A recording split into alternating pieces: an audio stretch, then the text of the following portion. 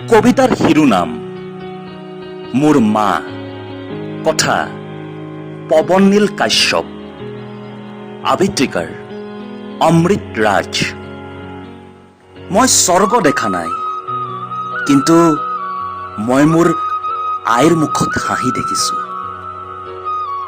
মোৰ সুখ দুখত নিজৰ হাজাৰ কষ্টক ঢাকি ৰাখি মোক মৰমেৰে আৱৰি ৰখা মানুহগৰাকী হৈছে মোৰ মা। মই অজ্ঞানী হ'ব পাৰোঁ, মই বুৰ্বক হ'ব পাৰোঁ, শ্ৰেষ্ঠ সন্তান হ'ব খুজিও আজি মই বিফল, অবুজ অখ্যাত কলা হ'ব পাৰোঁ, কিন্তু মোৰ মাৰ বাবে ময়েই শ্ৰেষ্ঠ সন্তান।